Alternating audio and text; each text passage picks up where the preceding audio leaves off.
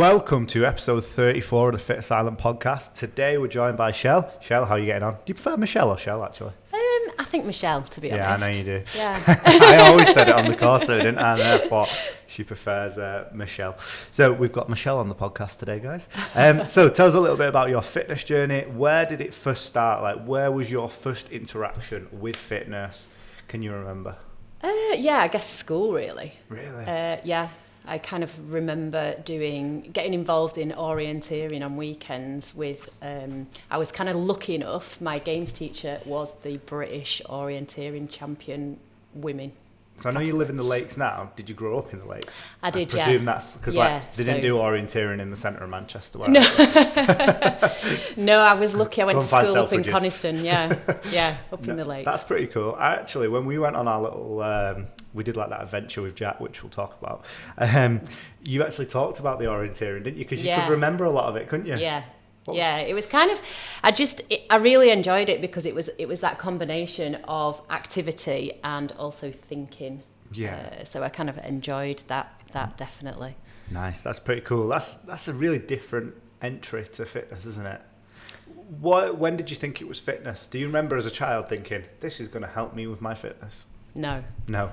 Did anyone point that out to you? Or? No, not really. And I guess I kind of went through that journey of doing those activities whilst I was at school, but then that changed. I got into my 20s and I really wasn't engaged in a fitness journey at all at that point.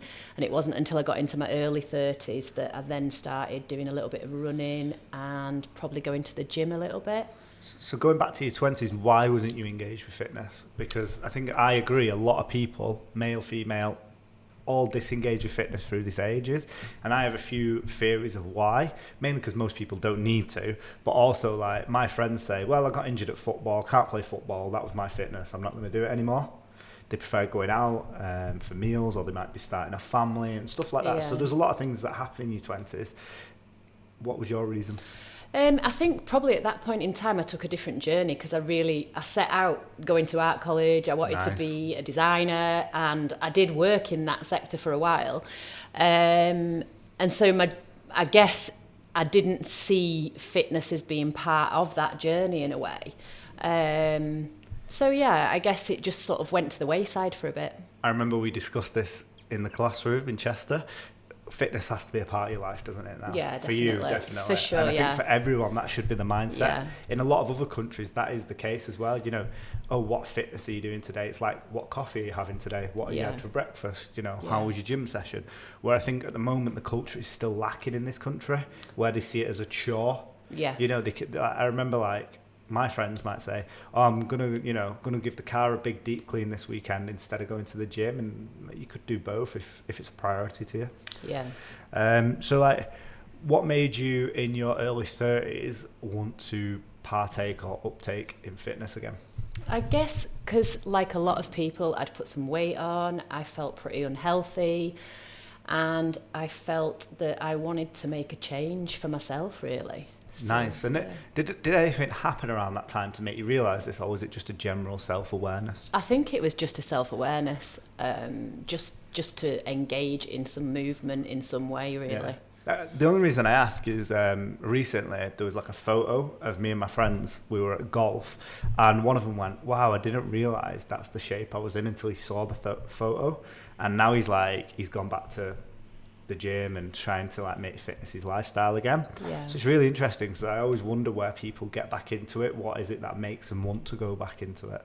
So that's really interesting for me. And then over the last few years, what has your fitness journey been like? How has it changed? How has your knowledge around fitness and health and training been? So I guess I've had like PTs myself. Nice. And then I've sort of started to enjoy cycling more, so I kind of integrated that into what I was doing. Nice. And I also like doing lots of outdoor stuff, so it kind of almost became that I need to have a level of fitness in order to be able to do those activities, and that's why that was important to me, to be a fitter person. And is a big factor of that you being outside for the fitness?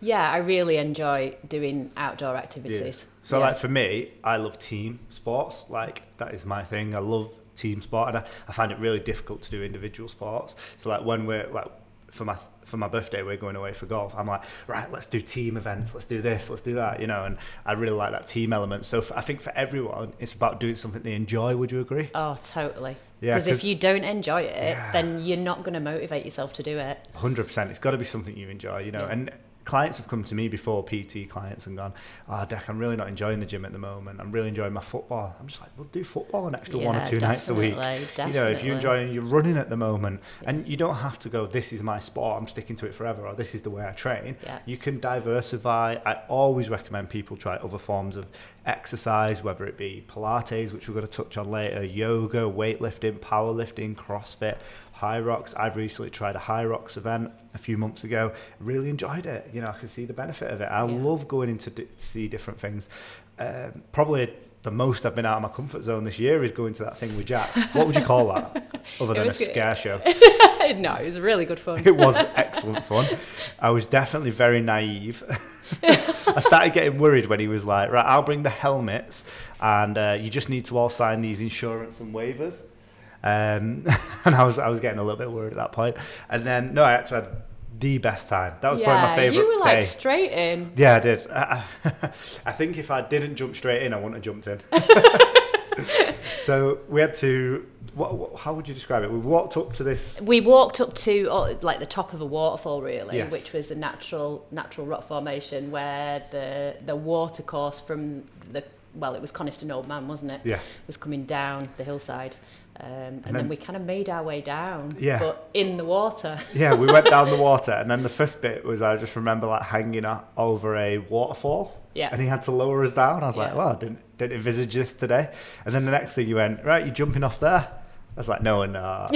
And he was like, yeah, you are. I was like, it was good fun. It was Jack excellent. Jack was so good as well. He's like such a good instructor at that. Yeah, really good. I did say to him after that day, I was like, this is your calling in life. Like, you found it. Don't do anything else. Honestly, that's my favourite day of 2023, to be honest. I love it. And what have you learned throughout your fitness journey then? If you had to like sum it up today, what have you learned about fitness? Like, what is your one lesson you would tell yourself all the time? That it's okay being motivated to do fitness yourself, but in reality, you have to form it as a habit. Nice. So even when you think, you know what, I really don't want to go and do that today, just go and do it, because Discipline. You will do it and you will finish doing it, and then 20 minutes after you will get that feeling that's just like magic. We had on the course this weekend, the student was like, Dec, like, how do you motivate clients? I'm like, you just got to teach them discipline and habits. Yeah. You know, that's it. It's just discipline and habits. They say to us, oh, how do I get this result? How do I get this result? It's just consistency. There's no secret. There's no magic formula. Yeah. It's literally so simple. They've got to be disciplined. They've got to be creating good habits, and they've got to be consistent with it. Yeah. You know, and it's got to be their lifestyle. And if they're not willing to do that, you know, that's up to them. They're making a choice then. Yeah, absolutely. So you've obviously made a choice that, you know, fitness is part of your life now, which is excellent. And that led you on to wanting to become a PT. What made you want to become a PT, or even just do the qualification? I wanted to learn more about anatomy. Nice. For sure. And I kind of wasn't wrong about that, because when I did the course with you, we did obviously touch on all those things, and it really sparked my interest in learning more about that. So, do you know what I always think is funny about courses is, like, I always think it's like kind of like fate that everyone comes together, because we had such a good group, and like it was weird that you live so close to Jack and also so close to Daniel, because you like between go the two half places, and half, yeah. So your apartment in Manchester is really close to Daniel, so much so that you saw each other at the petrol station in the morning. Yeah. And then obviously you live really close to Jack as well, which is just crazy. And then we just had such a good blend where, like, if I needed to lean on Rog, because he was so good with the anatomy and physiology, and we're just such a good group. Did you feel like you learnt a lot on the course then? Yeah, definitely. Yeah. Good. You were definitely one who would asked a lot of questions. You were very insightful in terms of the way you asked them. So you really wanted to like delve into the detail, which was excellent. That's really good. We need that, because it's like a comedy show. If no one reacts, you're like, oh, there's not much we can do. Yeah. Where if students ask us stuff, we can go into detail. They're interested in it. It's fantastic. Yeah. So that was really good. And the course, Chester was a fantastic venue. You know, everyone did really, really well. How did you find kind of like integrating with other personal trainers, and they all had different, very, very different modalities of training?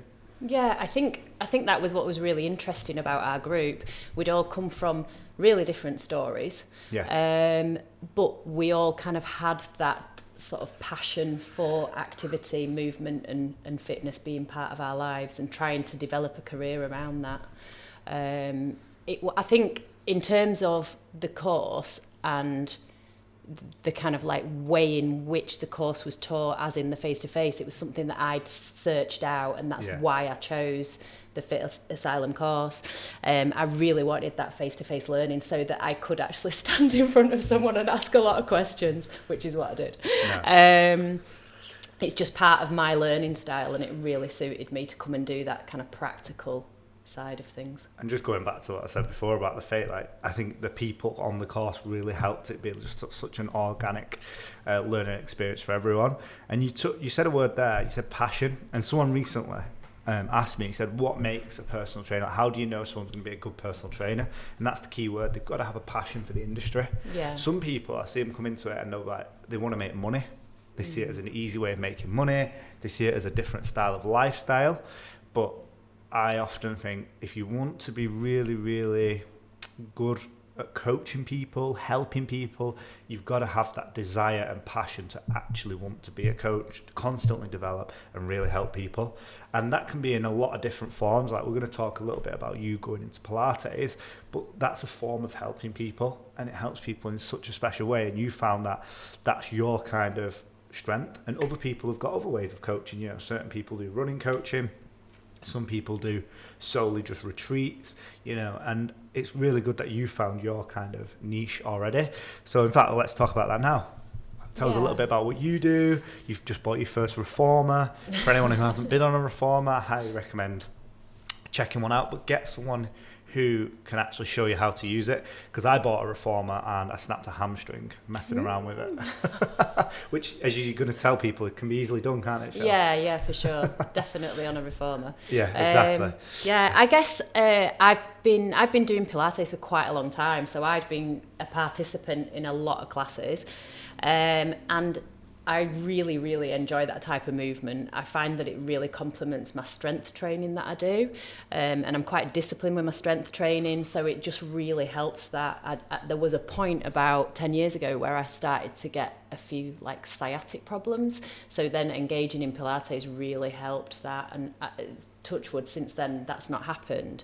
And I guess it was just something that I thought I could really get involved in and start to possibly teach other people.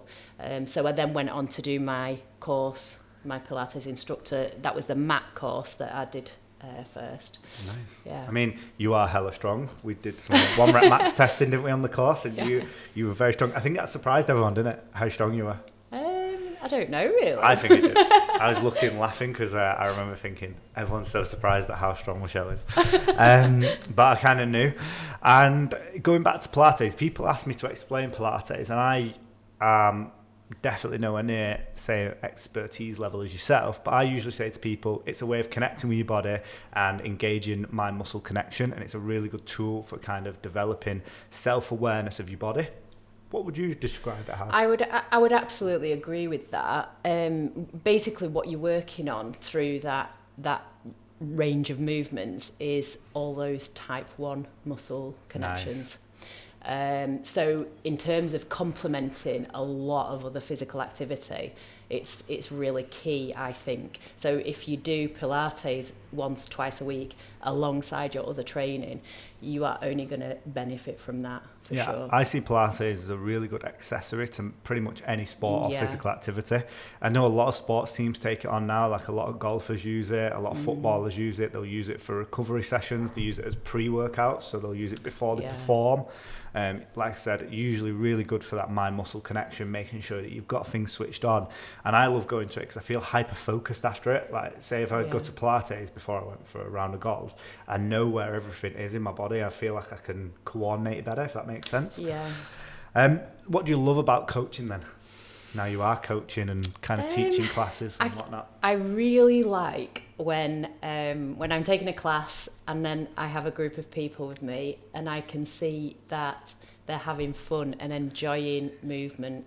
That for me is magic. It really, you can just see people's kind of like, they change. So they'll come into the room, possibly, you don't know what sort of day these people have had. 100%. Could be stressful. They could have had lots of other things going on during the day. But then once they've kind of done that 45-minute class, you can see they just leave the room like a different person. Refreshed. Exactly. I love that, because that's like, you can tell how passionate you are about it, because that's your favourite thing. Like, you didn't even have to think about it. You were like, I love people's reaction. And like you said, a lot of these people have come from stressful days, jobs, arguments with their partners, kids, dogs, whatever, and they've come in and for that 45 minutes, an hour, whatever they exercise for, they've just let it go and they've really enjoyed it, and they've probably they've definitely left feeling much better, haven't they? And I always say to people, you never leave the gym disappointed. Never. Maybe if like you're a really high level athlete and you've got a lift and you might have missed it, but you know the benefit by that point because you've been doing it for tens of years. Yeah. So it's very rare. So that's amazing. And you've also got some other business ventures that you're looking at with life coaching and helping, really kind of high-powered business owners. Tell people who are listening a little bit about that and how you think you can help them, because I really do believe you can. Yeah, so last year I started doing my Masters in Coaching and Mentoring, which is a qualification that enables me to coach people and mentor people through if they come with any kind of like issues that they might be having at that point in their life. So I'm working my way through that at the moment. Nice. I'm working with some people, coaching them at the moment, and hopefully we'll end up with my qualification early next year. So yeah. Nice. And what have you learned so far about your coaching journey? Like, what have you learned about coaching in general? How have you developed? I think in terms of particularly my coaching, it's allowing the person that you're working with to express themselves more and actually just to become a really good listener. Wow. So I think that's the most powerful thing about coaching. You have to learn to listen, so you kind of almost have to undo a lot of your behaviour that you might have had for your entire life. And that makes sense, because I was a really poor listener, but I do think it's something I've worked on over the last 5 or 6 years. So it does make a lot of sense. And I think you get a lot more for your money if you're listening to the coach. You get like a lot more value. Yeah. So that's really good. I hope you don't mind me telling this story, but Michelle on the course didn't like group coaching as much. And even so much so that like she referred on a first assessment of it, and then you developed so much, you took that feedback on and developed a lot. Do you remember that time like where you're thinking, were you thinking, is this for me? Can I do this? Because your one-to-one coaching was brilliant. It was like 10 out of 10. Everything else on the course, your work was exemplary. Everything was brilliant. And then we got to the assessment of the group session and you really struggled. Yeah. I was so surprised. Yeah, I hated it. It almost kind of gave me, I kind of almost broke down doing I remember. that. It was like awful. I think I'm definitely a person who loves to learn new things. I'm constant. This is told to me by other people as well. Can imagine. So I'd put myself in that position to want to do the course. But then when it came round to that group training aspect of it, I was just, I don't know, my confidence just disappeared into the ground. Everyone finds assessments tough though, don't they? But I think a practical assessment is really difficult. Yeah. Like if anyone listening now, like basically you do it delivering to 4, 5, 6 strangers and you've got to deliver a session with me walking around with effectively a clipboard marking you and how you perform. But I actually think it went the opposite effect. I actually think it made you really, really want to do well. And you absolutely smashed the level 3, didn't you? I remember thinking she's developed so much as a coach. And I love that you've got into group coaching now, because that's so funny how that swung around. So for anyone listening, what one tip would you give for someone currently in education? Ask questions. Yeah, I love that one. For sure. Yeah. I was that annoying child who asked so many questions. Yeah. And I mean, I think another thing as well is enjoy the journey. Yeah. So exactly what we've just talked about, where I had, and I can still have, I can feel that feeling that I had during that session when I was doing that assessment, where I really, really felt uncomfortable. Yeah. But it's actually recalling that experience, taking that with you, and that's been part of my journey and going forward. It. Yeah, exactly. You know, you're on the other side now and you're doing excellent. And learning from it, yeah.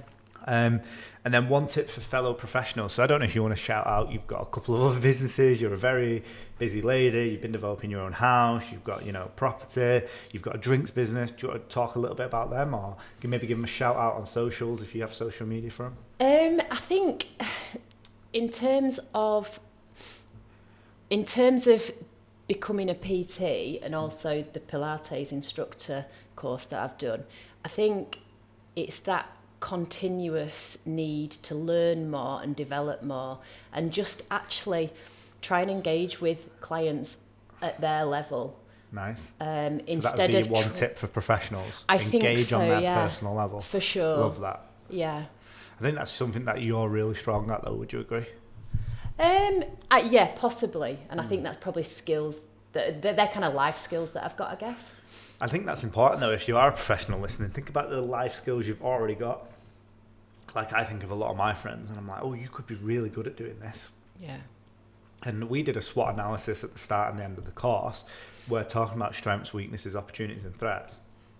And people really struggle with that self-analysis, don't they? Yeah, definitely. So I think, it's really important to understand where your strengths are, which a lot of people struggle with, weaknesses, opportunities and threats. And what are you most excited for 2024? I've actually got a physical space that I'm going to make into a strength training space, as well as doing some mat Pilates, kind of small group PT based stuff. And also, as you said, I've got a reformer as well. So I'm doing my reformer training after Christmas. Nice. And also I'll be doing coaching from there as well. So I'm really excited about all of that. I've also linked up with someone who I used as a mentor for my Pilates work. Nice. And probably looking towards doing retreats with her as well. I know, we discussed that, didn't we, on the course? That's excellent. Yeah. And have you got a name for your business yet? It's called Opening Door. Opening Door. Yeah. I like that. So have you got social media yet for it? Or are you at the moment, it's just under South Lakes Pilates. Nice. So guys, if you want to go and follow South Lake Pilates. Yeah. And we've recently launched, or we will be launching, our YouTube series where we go out and work out with former students. Either they can plan the session or I can plan the session. Cool. Can we do that next year with you, Michelle? Yeah, for sure. Definitely. Awesome. Yeah. Michelle, how have you found this podcast? Brilliant. It's been really good to catch up with you. You were a little bit worried, weren't you, about what you would say? Like and thinking, it what am I going to say? So well. So yeah, thank you very much, Shell, for jumping on the podcast. Oh, I really appreciate it. It was great to catch up as well. Yeah. And thank you, everyone listening. Thank you.